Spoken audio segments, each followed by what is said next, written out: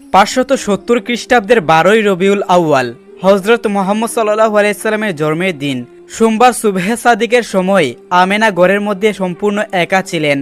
চারিদিকে নীরব, নিস্তব্ধ ও মনোরম পরিবেশ ছিল। সেই সময় হঠাৎ তিনি আকাশ থেকে একটা বিরাট শব্দ শুনতে পেলেন। এমন অদ্ভুত শব্দ শুনে তিনি অত্যন্ত ভীতু সন্তুষ্ট হয়ে পড়লেন। কিছুক্ষণ পর তিনি দেখতে পেলেন যে অদ্ভুত আকৃতির একটি পাখি উড়ে এসে তার ঘরের মধ্যে প্রবেশ করল। তারপর পাখিটি তার একটি পালক দিয়ে আমেনার মাথায় স্পর্শ করল। তখন সঙ্গে সঙ্গে আমেনার অন্তর দেখে সমস্ত ভয়ভীতি দূর হয়ে গেল এবং তিনি বেশ আনন্দ ও আরাম বোধ করতে লাগলেন। তখন সেই পাখিটি কিছু মিষ্টি জাতীয় খাদ্য আমেনার মুখে তুলে দিল এবং তারপর পাখিটি পুনরায় আকাশের দিকে উড়ে গেল। পাখিটি চলে যাওয়ার পর হঠাৎ সুন্দর আকৃতির একজন সুন্দর যুবক হাতে একটি শরবতের গ্লাস নিয়ে আমেনার ঘরে উপস্থিত হলো এবং আমেনাকে বলল, হে আমেনা, আপনি এই শরবতটি পান করুন। তখন বিবি আমেনা যুবকটির কথা মতো সেই শরবতটি পান করলেন। শরবতটি ছিল অত্যন্ত মিষ্টি এবং দুধের চেয়েও সাদা। আমেনা শরবত পান করা হলে সেই যুবকটি সেখান থেকে চলে যায়। কিন্তু আমেনা যে শরবতটি পান করেছিলেন সেই শরবত থেকে যেন একটা অপূর্ব জ্যোতি বের হয়ে ঊর্ধ্ব আকাশের দিকে উড়ে গেল। তারপর কয়েকজন সুন্দরী নারী আকাশ থেকে এসে আমেনার কাছে উপস্থিত হলেন। এমন অদ্ভুত দৃশ্য দেখে তখন আমেনা তাদেরকে জিজ্ঞাসা করলেন, হে মহর্ষি রমণীগণ, আপনারা কারা? তখন তারা উত্তর দিলেন, আমরা হলাম হজরত হাজেরা, হজরত মরিয়ম এবং হজরত আসিয়া। তারপর তারা আমেনাকে সান্ত্বনা দিয়ে বললেন যে আপনার কোনো দুশ্চিন্তা বা ভয়ের কোনো কারণ নেই। আল্লাহর নির্দেশে আমরা আপনার পরিচর্যার জন্য এসেছি।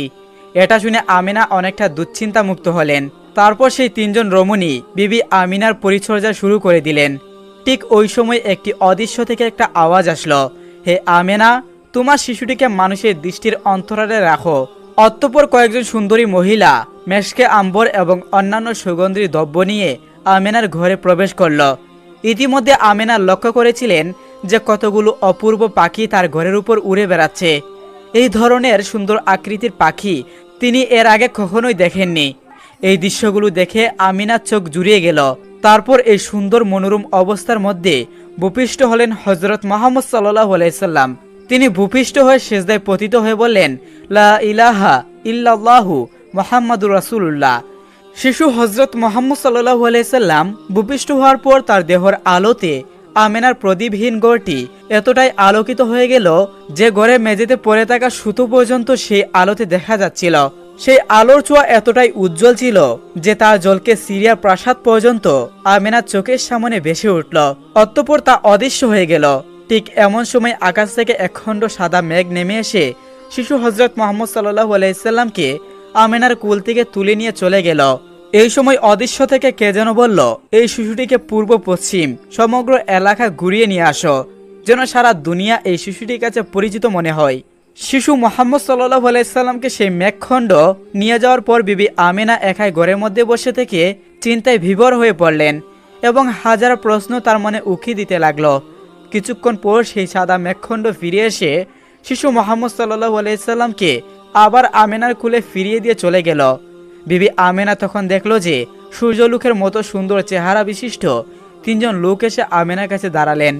তাদের একজনের হাতে ছিল একটি স্বর্ণের লোটা, অপরজনের হাতে ছিল এক টুকরো রেশম কাপড়ের আবৃত আংটি এবং অন্যজনের হাতে ছিল একখণ্ড সুন্দর পোশাক। তাদের মধ্যে থাকা প্রথম ব্যক্তিটি আমেনার কোল থেকে শিশু মুহাম্মদ সাল্লাল্লাহু আলাইহি সাল্লামকে নিয়ে জমজমের পানি দিয়ে গোসল করালো। তারপর দ্বিতীয় ব্যক্তি রেশমের কাপড়ের ভিতর থেকে আংটিটা বের করে তার দুই খাদের মাঝখানে একটি চাপ দিয়ে দিল। তারপর তৃতীয় ব্যক্তি তার হাতে রাখা কাপড়টি পেঁচিয়ে শিশু মুহাম্মদ সাল্লাল্লাহু আলাইহি সাল্লামকে আবার আমেনার কোলে ফিরিয়ে দিলেন। অতঃপর তৃতীয় ব্যক্তি শিশু মুহাম্মদ সাল্লাল্লাহু আলাইহি সাল্লামের কানে কানে কি যেন বলল, কিন্তু বিবি আমেনা তার সব কথা বুঝতে পারল না। তবে যা বুঝতে পেরেছিলেন তা হলো, হে আল্লাহ রাসূল, আপনাকে এমন গায়েবের এলেম দান করা হয়েছে যা কাউকে দেওয়া হয়নি। আর আপনার প্রতি শুভ সংবাদ হলো, যারা আপনাকে আল্লাহর নবী বলে মান্য করবে এবং আপনার প্রতি ঈমান আনবে তারা আপনার উম্মত বলে গণ্য হবে এবং তারা দুজকের আযাব থেকে মুক্তি পাবে।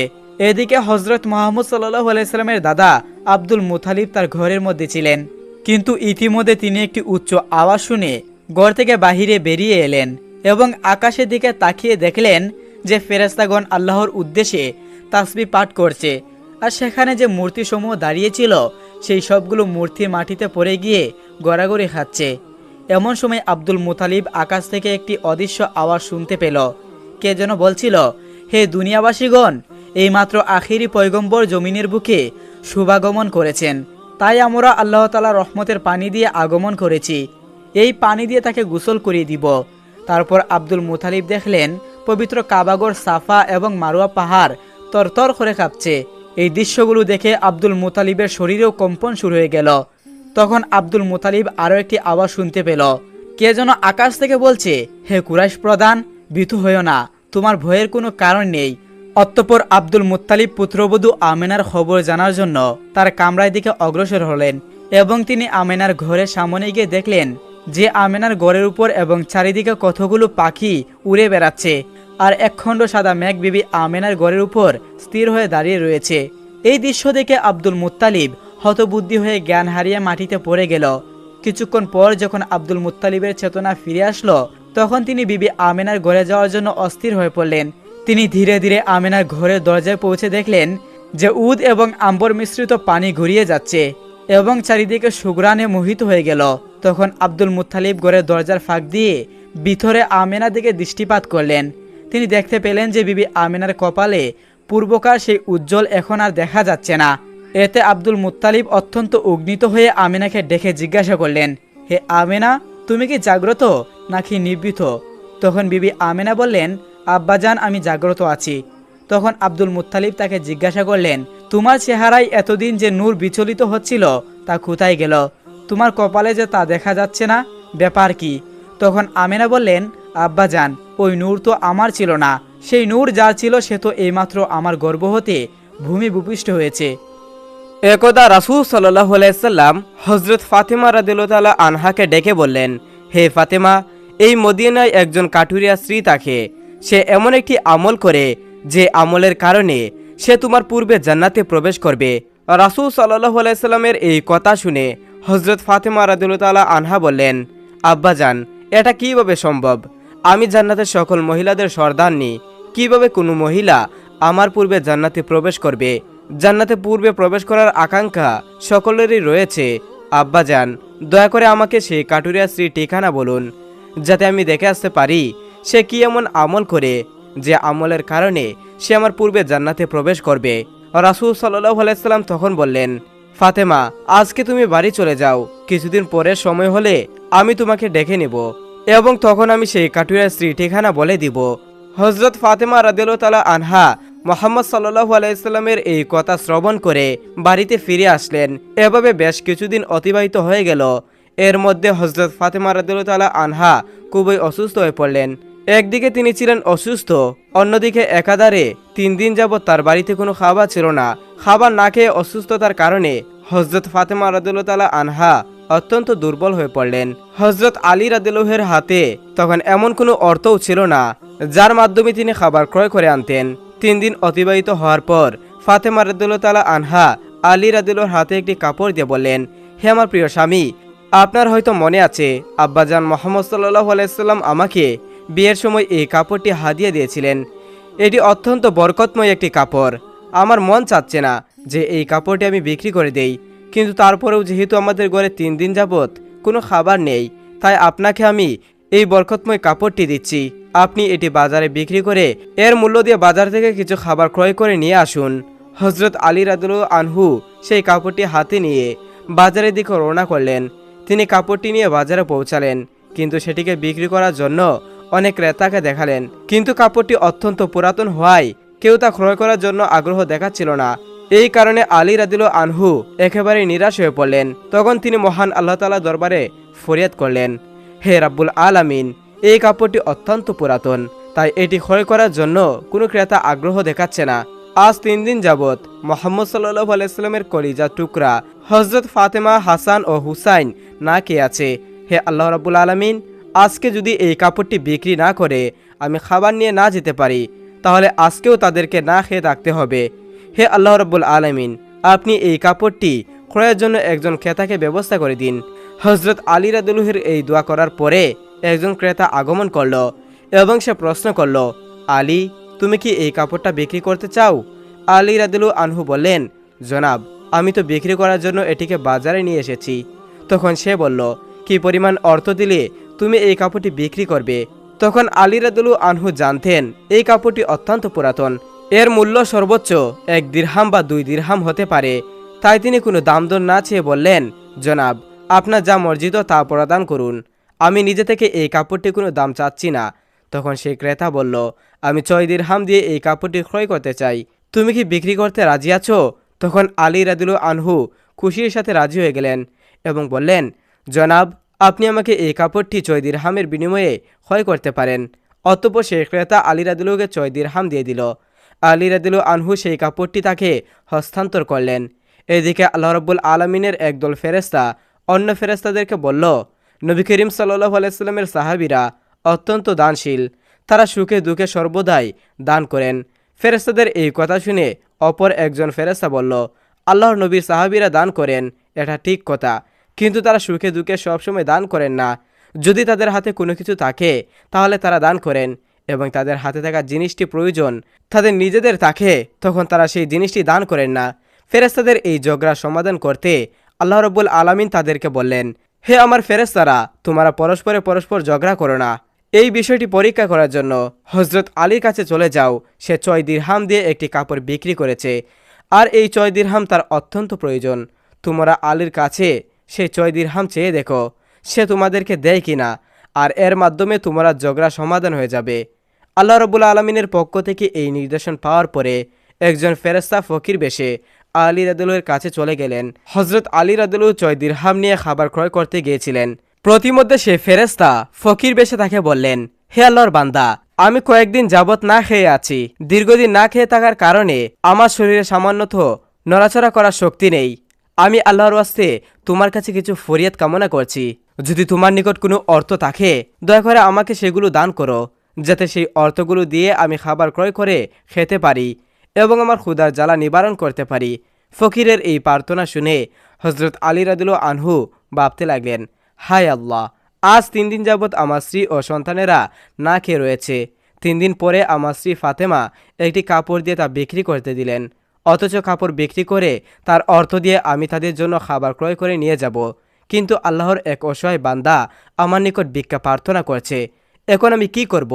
আমি কি আমার স্ত্রী ও সন্তানদের খাবার ক্রয় করে নিয়ে যাব, নাকি এই ভিক্ষুককে অর্থগুলো দান করব? সর্বশেষে তিনি সিদ্ধান্ত নিলেন যে এই ভিক্ষুককে তিনি অর্থগুলো দান করবেন। অতঃপর তিনি মনে মনে ভাবতে লাগলেন, মহান আল্লাহ তাআলা আমার উত্তম অভিভাবক, এই ভিক্ষুককে আমি 6 দিরহাম দান করে দেই, অতঃপর আল্লাহ তাআলা আমার জন্য রিজিকের ব্যবস্থা করে দিবেন। তখন তিনি সেই 6 দিরহাম সেই ভিক্ষুককে দান করে দিলেন। এরপর অত্যন্ত চিন্তা ও দুঃখিত মনে সামনের দিকে চলতে লাগলেন।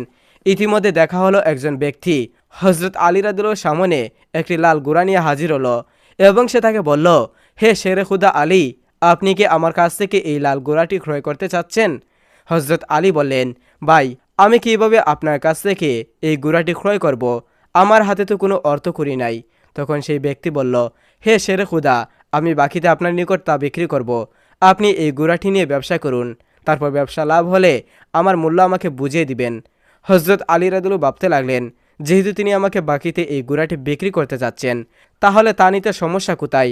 অতঃপর আলী রাদিয়াল্লাহু বললেন, আপনি কত দিরহামের বিনিময়ে এই ঘোড়াটি বিক্রি করবেন?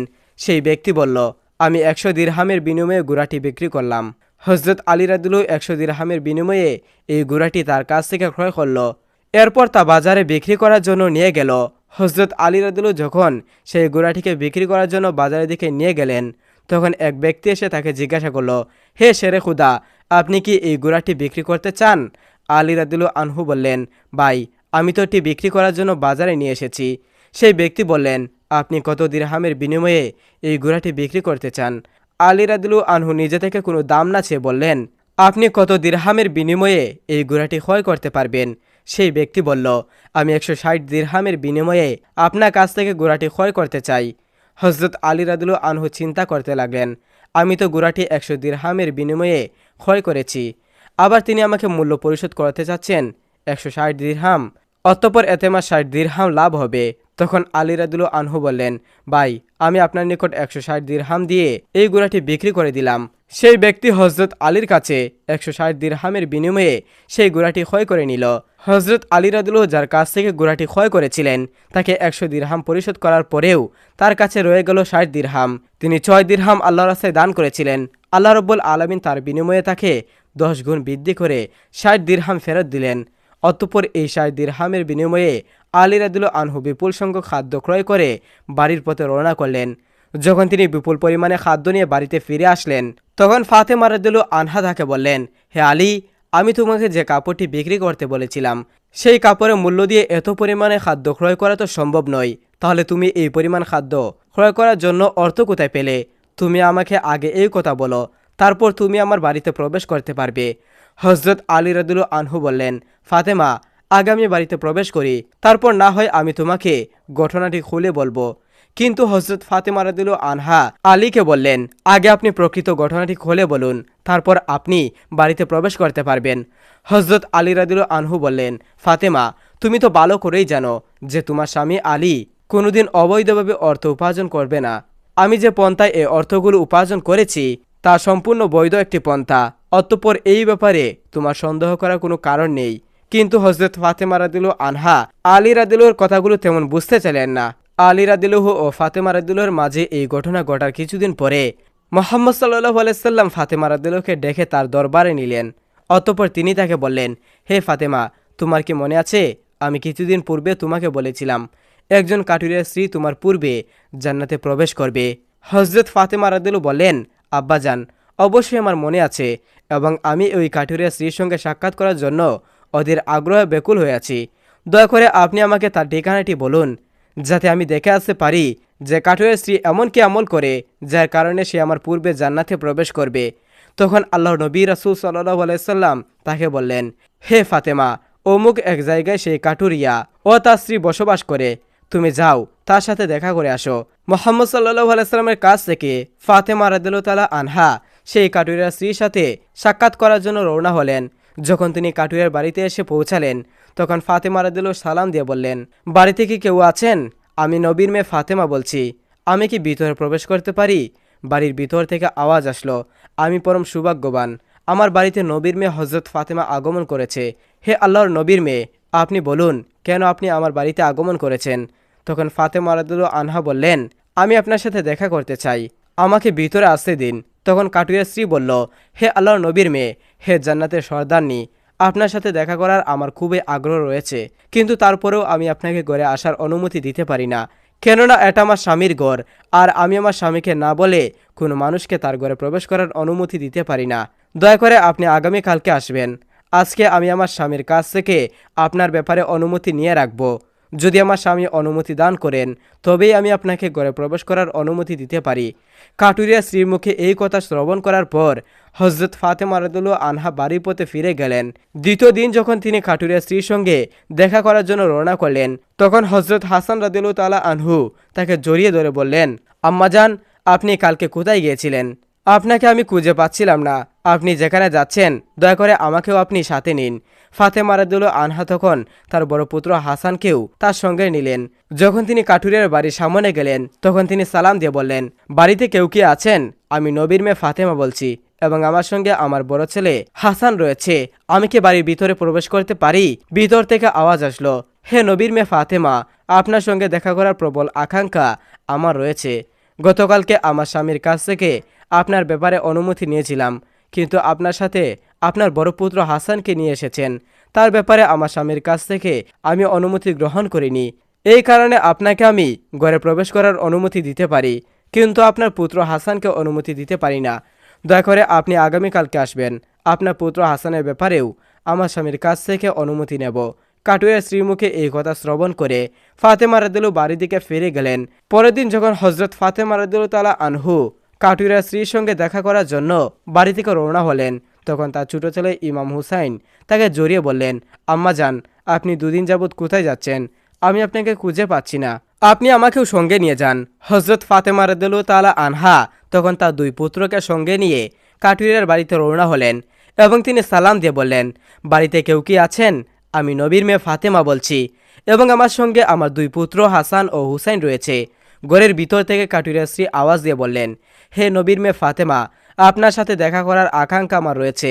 গতকাল আমার স্বামীর কাছ থেকে আপনার বড় ছেলের অনুমতি নিয়েছি, কিন্তু আপনার ছোট ছেলে হুসাইনের ব্যাপারে অনুমতি গ্রহণ করিনি। দয়া করে আপনি আজও ফিরে যান এবং আগামীকালকে আপনি আসবেন।